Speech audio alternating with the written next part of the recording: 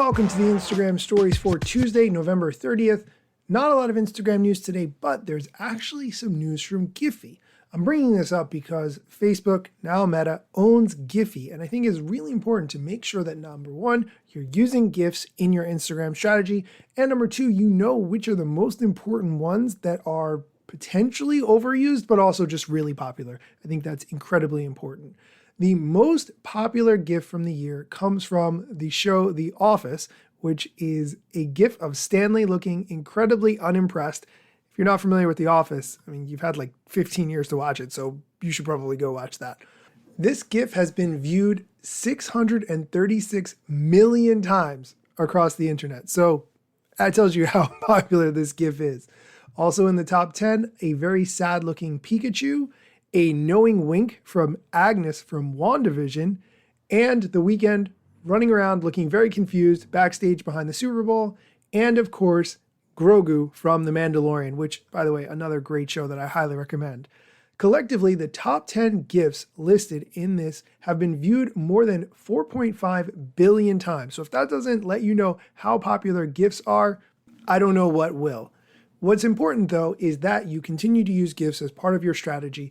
If you do not have custom GIFs yet, I highly recommend that as an important part of making your GIFs stand out online. Not a lot of people know how to create your own GIFs, and it is quite an intensive process.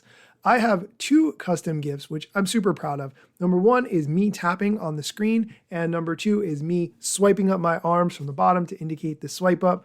I recognize now that with the link sticker, the swipe up is no longer really needed.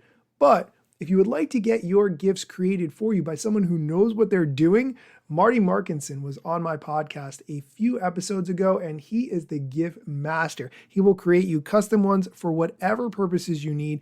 If you have a special event or promotion coming up and you want to do something really cool and unique, he can create them for you, no problem. To hear more about Marty and his GIFs, check out episode 37 of my podcast, the Instagram Stories Podcast, which you can get wherever you listen to podcasts. Since we're on the topic of my podcast, I just posted a new episode. Back in October, I spoke at the Social Media Strategies Summit talking about the Instagram algorithm. After that talk, I did a Q&A with Brian Hollingsworth, who's on Instagram as the BKH. Brian is probably the most knowledgeable person I know about Instagram, far and away. No offense to the other guests who have been on my show, but Brian knows so much about Instagram. And I was really excited to hear his answers as part of this Q&A. So check out the latest episode number 53 of my podcast, and you can hear the Q&A that Brian and I did, which is not a lot of me talking because I wanted to learn from Brian. Here's a quick clip from that episode. Which is, what is your recommendation on whether or not we should be maintaining the perfect profile grid? Should we be sharing Reels and IGTV to our profiles, even if it disrupts the look of that perfect profile, branded grid? You know what's funny about all these questions? Because I'm seeing them come through the chat.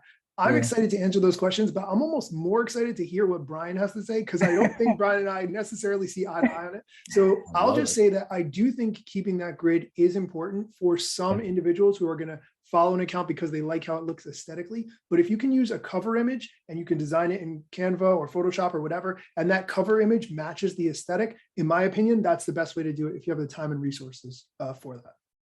Brian, what do you think? So me personally, I've been a graphic designer for 15 years, so I can't not have a grid that looks all together. But for the most part, people don't really know how to do that. And you see a lot of people trying and it doesn't quite really work. So for me, it's like, if you can do it because people will recognize your post, not on your grid, but on their feed. So it's like, oh, okay, so all my posts are orange. And I've seen another guy who's all purple or all white. So it's like, okay, if I see that orange post, I know that's Brian instantly, right? Our brains are very, very fast. So they'll see it very quickly. So if you can, try and pick a theme or a style that people can kind of instantly recognize. And that could be with pictures. It doesn't even have to be with like graphics or anything. It could be pictures and videos, right? If you can't, then don't stress it. Just make the content that you can make. And then when you get better, you can have like a theme and a grid that you can stick to. But if you can't really do it and it's like it's stressing you out and it's slowing your content creation down, because I've had a lot of people who's like, oh, they get analysis paralysis and it slows them down from actually just publishing the content. And at the end of the day, just publish the content. So if you can't do it, don't worry about it. Sort it out later. If you can, Go for it. To hear the rest of the episode, look for the Instagram Stories podcast wherever you get your podcasts. Apple Music, Spotify, Overcast, Pocket Cast. There's like a billion places. And if you could, please leave a review on Apple Music. That would really mean a lot to me and help other people to find the show. Thanks for listening, and come back tomorrow for more Instagram news, strategy, tips, and much, much more.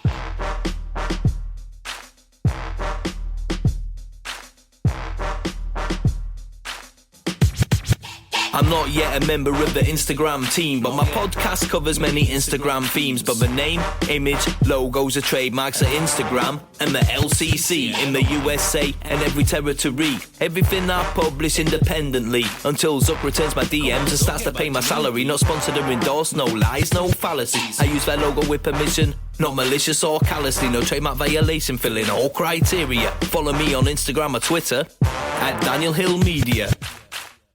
Would you like to be on my Instagram podcast, or would you like to take over this show for the day? Send me a direct message at Daniel Hill Media. I would love to have you take over the show, give me a little bit of a break, or share your knowledge and expertise in about 20 minutes in a detailed, in-depth podcast interview. I would love to have you on the show.